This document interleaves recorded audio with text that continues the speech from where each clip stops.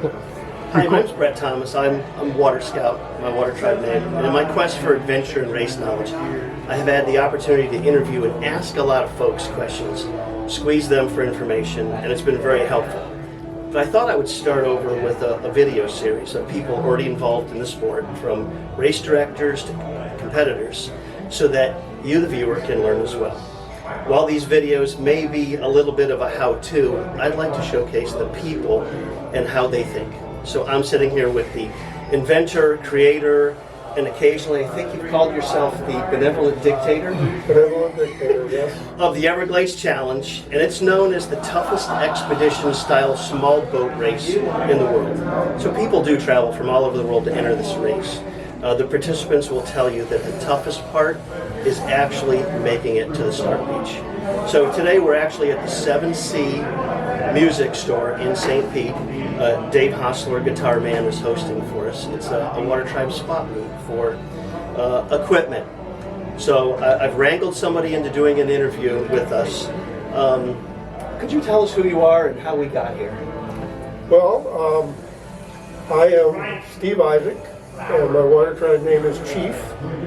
And I took that name because I came from a business background where you have a chief executive officer, chief financial officer, chief of police, chief dishwasher, whatever, and I decided since I was running this event, I would be known as Chief.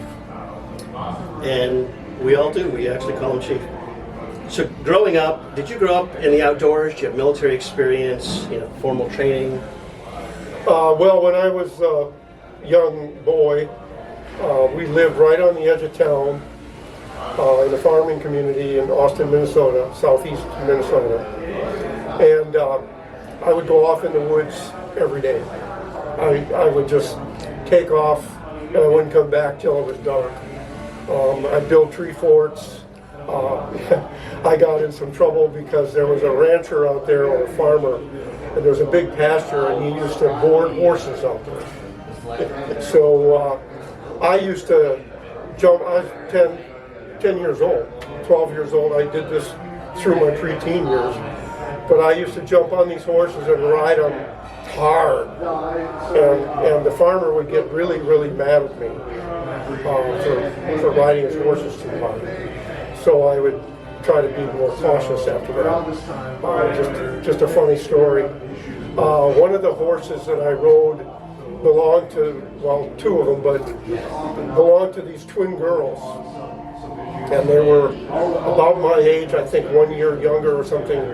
Very attractive young girls, and I was riding their horses. And they did not like that I was riding their horses.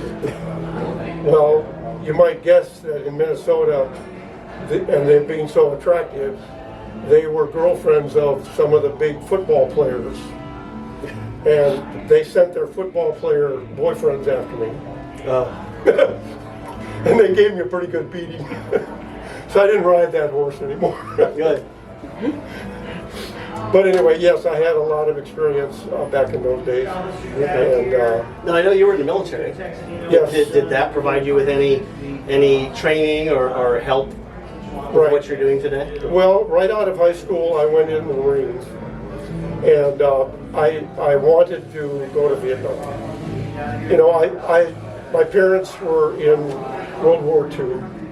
My grandfather was in World War I. I had a lot of military people. They didn't make a career out of it, but they had served their country and everything, and I wanted to do the same thing and serve my country. And Vietnam was getting hot at the time, and I also had a cousin who was a Navy SEAL. He was one of the very first Navy SEALs. In fact, he's a character in one of the books about SEALs, but I won't go into that. Anyway, so I was going to go in the Navy and become a SEAL. I was a scuba diver at the time, and 16, 17 years old, I wanted to be a SEAL. And then I got all these stories. At that time, there was no prep for becoming a SEAL like there is now. Mm-hmm. And I thought, I could go in the Navy, try for the SEALs, and like only 1 out of 10 or 20 actually make it.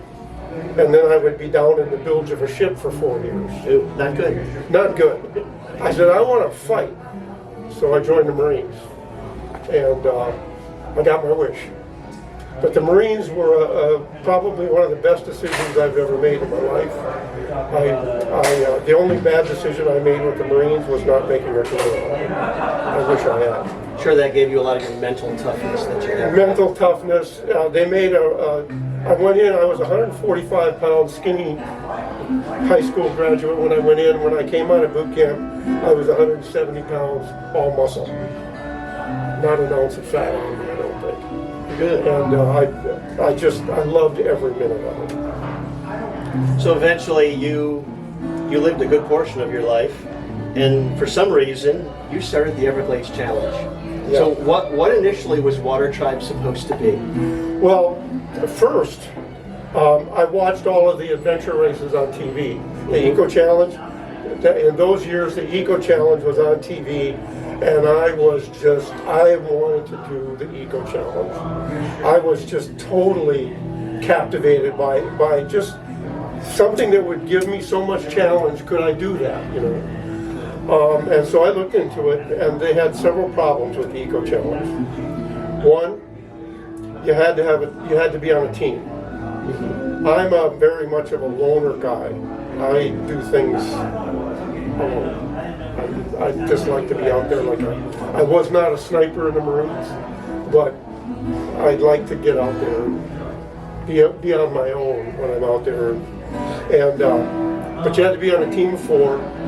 It had to be at least one woman or at least one man on the team. So it had to be a mix. And then you had to commit like a month because they were going all over the world to do these challenges. Yeah. And it was actually sometimes more than a month that you had to commit. And it would cost me like 50 grand just for expenses and stuff. And of course I had a job and a wife and a kid. I couldn't do that. So I decided I would do my own challenge. I would come up with my own challenge and then do it here. And I started looking into it, and at that time you had to have rock climbing, swimming, and running through the jungles or whatever. And so I was going to rent a climbing wall and all this stuff, and it just got crazy. And I said, wait a minute, I live in Florida. We've got the Everglades right down there. Why don't we just have a kayak? I was into kayaking at the time, big time. Why don't we just take kayaks from Fort DeSoto through the Everglades to Key Largo?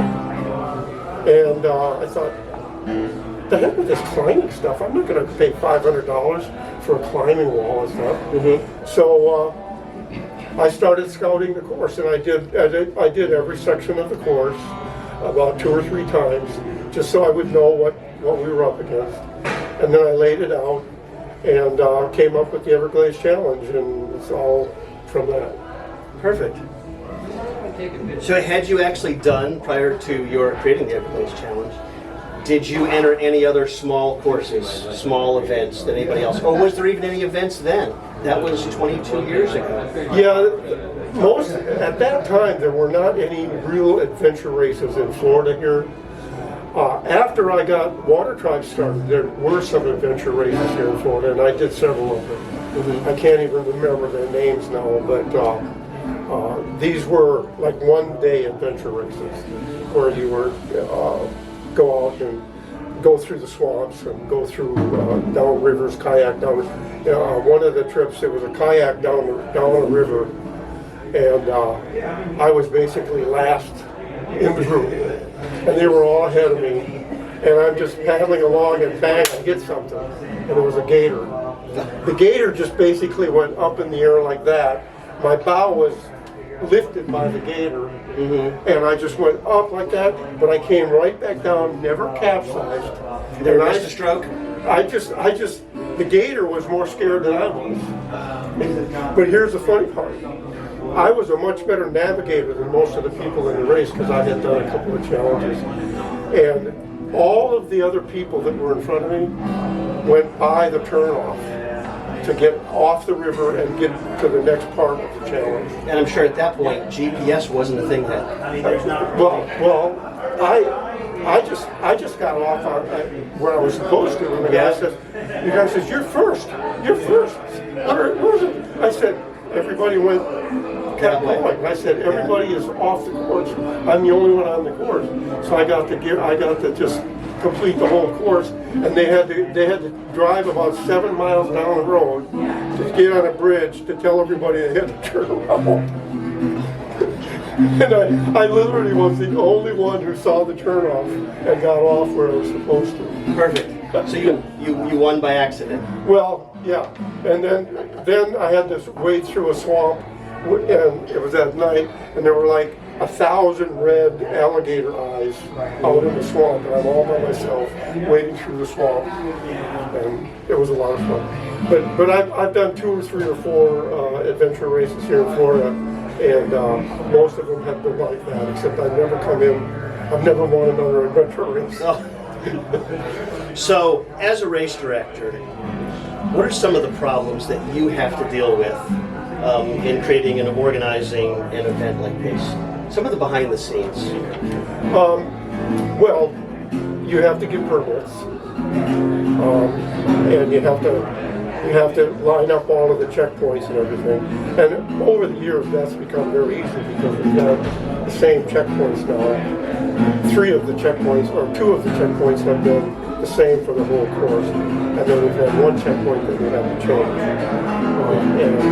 But we've been using that new checkpoint for many, many years, so that's kind of gotten easy. We do have to get a Coast Guard permit, which we didn't have to get in the first 10 or 15 years, and that's a little bit hard to deal with, but that's typically okay now. Yeah, that was actually my next question, is how hard is the Coast Guard or local authorities to deal with? It sounds like there's been a pretty good relationship. Actually, we've had an excellent relationship with all of the law enforcement agencies going down the coast. In the first few years, they didn't know who we were, but as the years progressed, most of the waterborne law enforcement, they know who we are, what we are. Most of them are pretty happy with us. They know that we're probably the most safely equipped people out on the water. Every one of our people has to wear a life jacket. How many boaters do you see out there all the time with no life jacket? Not very often. You know, we all have to have tracking devices so we know pretty much where everyone is. That was something that we didn't have at first. And we all have to have a personal locator beacon. Hardly any boater out there has a personal locator beacon on their life jacket. Right. So all of law enforcement and Coast Guard know that we might still get one of our boaters in trouble, but we are very, very well equipped, and they know that, and they appreciate it. Yeah. So. We were talking earlier. Can you make a prediction about a participant by looking at them? It was a funny conversation. Can you look at a participant and their gear? Do you think you can make a kind of a determination? They're going to finish, or they're really going to surprise you? Yeah, that can be kind of tricky, but I certainly can get an opinion on whether I think somebody's going to finish or not. And typically, to me, what determines that is how organized are they at the start. Okay. You see people that get their boat out on the beach, they get all their equipment set up, it's loaded in the boat, and it takes them about a half hour to do that. And I'm pretty sure when somebody gets on the beach and they're ready to go within a half hour or even an hour maybe, they're probably well organized and know what they're doing. Contrast that with somebody who gets on the beach and all day long they're working on their boat, they're getting things organized, it's just a junk pile around their boat. There's no organization at all. Okay. I always question that, whether they're really going to be able to finish or not. There have been a few cases, a very, very few cases, where I've had to disqualify people because they were not capable of setting up their boat properly on the beach. And then the other big thing that we have an issue with is our reefing rule. We have a fairly strict and well-defined reefing rule that requires sails of a certain size to either have a single reef or a double reef. 60 square feet, I think you have to have a double reef. And the problem is a lot of our boats are beach caps. And when you buy a beach cap, you don't typically get any reefs in the sail. Because the typical beach cat, if there's enough wind that you would need a reef, they don't launch their beach cat. Right. They're designed to go fast. Yeah, they're designed to go very, very fast, but they're not. But if it's bad wind and everything, they just don't launch. Or if they do launch, they're in a very well-defined small area with buoys that they're racing around or something like that. Right. We are out there on the ocean. We can get hit with really bad waves, really bad wind, and because of that, and then without the reef, yes, you can take your sail down, but now you're at the mercy of the wind just blowing you wherever it wants to blow you. Yep, wind and waves. Right. So we have the reefing rule, and there are several occasions where people either have not installed reefs in their sail, or if they have installed reefs in their sail, they've never actually reefed their boat. They don't know how to set their reefs. Right, they've never practiced. They've never done it. And so we now, if somebody has never been in our event before and they've got a boat that requires reefing, we require them to set up their boat and put a reef in their boat on the beach. And we watch them do that. And if they can't figure out how to do that, they are disqualified. Yes. I think someone's phone's going off. I think someone's phone's going off. That's my phone. Sorry. I ignore it. Okay. What's the dropout rate for the Everglades Challenge, roughly? It depends on the year, and it depends on the weather. But we've had well over 50% dropout, and we've had in a normal year anywhere from 15 to 20% can drop out in the event during the event. Okay. That's not unusual.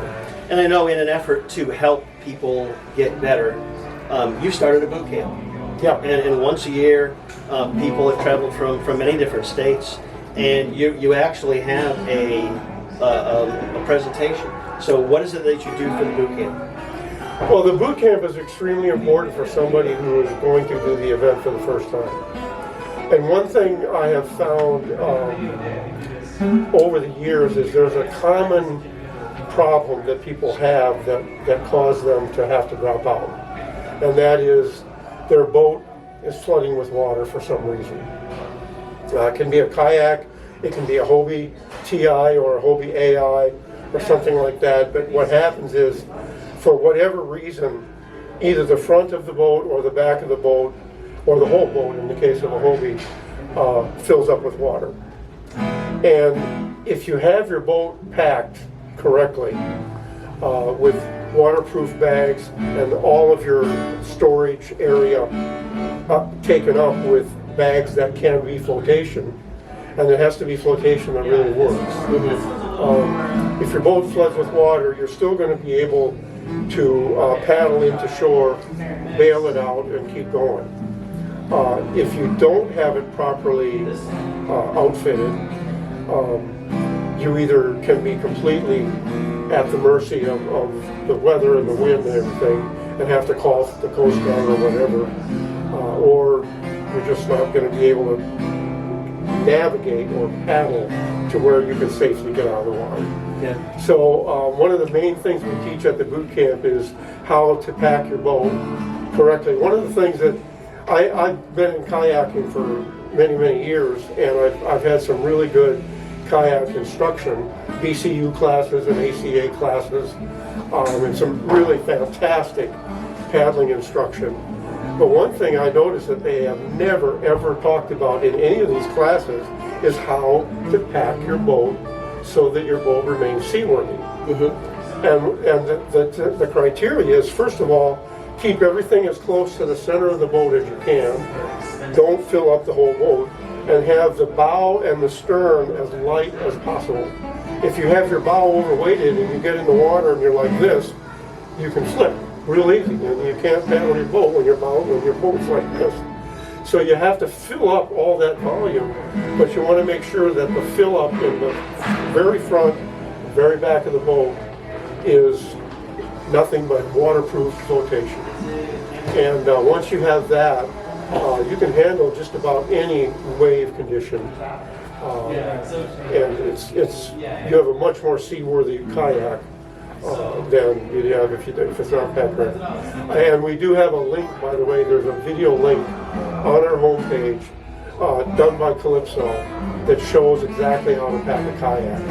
And that's one of the main things we cover. And then the other thing we cover in the boot camp is be ready with your navigation. Have your routes pre-planned. Know where all the ins and outs between the outer course and the inner course, so that you can, if the weather's bad and you're on the outside, you can get in. If the weather's good on the outside and you're on the inside, you can get out. But you have to have every one of those channels marked on your GPS and have your route completely planned in advance. And we cover that a little bit at the boot camp as well. And then I think the other part is, right after the class, there's a camping event if folks choose to do so, and then they get the opportunity for conversations with other tribers and checking out their boats. It's an informal educational opportunity. That's a very important part of the whole thing, because on Shell Key, the camping is free. You do have to get a permit. They are charging something now. $6 Yeah, a night. yeah, they do charge now. It used to be free, but this year they put a fee on it. It's like $6. It's no big deal. But it's right there, and we paddle out, and then we have a campfire, and there's a lot of people there. We have people coming to the boot camp who have done this event 20 times. They still come to the boot camp because it's a lot of fun. You get a lot of new stuff out of it. So we have a few new people, and we have a whole lot of people who have been there many years. And when we're around that campfire, the wisdom of the elders is available to everyone. Yeah. And it's a lot of fun. Yeah. Have you ever talked anybody out of a race? They came to you ahead of time, they haven't registered. Have you talked them out of the race because you felt they weren't ready? Yes, I have. I can't give any name. No, we don't want any names. But but yes, I have had people contact me and say that they've been thinking about doing this event and that, and I've told them, I don't think you have enough experience. After they've told me what kind of boat they've had and how long they've been doing it and so on. And I've given them some guidance as to what kind of boating they could do. They should go out on some camping trips, I tell them to practice the re-entry of their boat and flipping their boat over. And some of them have never done that. They need to practice how to get back in their boat, things like that. I have, when I talk to people about this, I tell them, look, I'm not telling you to go out and practice in storms or unsafe conditions. But get out on the water and be completely safe, calm. You've seen this stuff before. You know what you're doing, and get some camping experience. A lot of the people, by the way, reverts back to how you load your boat. We have a lot of kayakers who have a lot of experience kayaking. They're better kayakers than me, but they can't do this boat because they've never loaded their kayak. Not to that level. Not to that level. They have enough for a picnic lunch or something, right? But they have never ever loaded their kayak for a 5, 6, 7, 8 day trip. They potentially don't know the 80% rule. Of loading their boat. That's right. And we have had, I can think right now of 2 different kayakers who came in and had an extensive kayak racing background and could not do this event. What's the most commonly broken piece of equipment on a boat that you hear of? Hobie TI or AI with a broken rudder pin. Happens all the time. A $10 part. Yeah. When I had my AI, by the way, I love Hobie AIs and TIs. Shameless plug to Hobie. Yeah. We have Wintern behind the camera, who also is a TI driver as well as Chief. People a lot of times ask me, what's the best boat to do this event in? And I said, well, the best boat is the boat that you have right now and you're comfortable in. Well, yeah, but I've been kind of thinking about it. And I tell them, well, you really can't go wrong with a Hobie AI or TI. They have some of their own issues you have to be aware of and be ready for them. But I said, their pedal drive is a secret weapon, and the roller reefing on their main sail is super nice. Yeah. And being able to take that sail down all by yourself in open water and take it down and then put it back up to go under a low bridge is a killer thing, you know. And I don't know about you, but I have never been flipped in my AI. We have tried, and we have never flipped our boat, the TI. We've never flipped it. And I've been in some tried. nasty conditions. Yeah. Waves coming from the side, and I have never. I think you'll sink it before you flip it.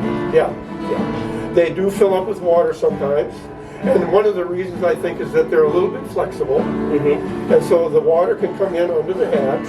And if you're in wind where the boat is doing like this, you're going to get some water in there. So you have to be prepared for that. But I'll tell you, I miss my Hobie AI. Yeah. I miss it dearly. So, but what was the question here? We're running low on time. We wanted to keep these to around 30 minutes. We could go on for days about hallucinations.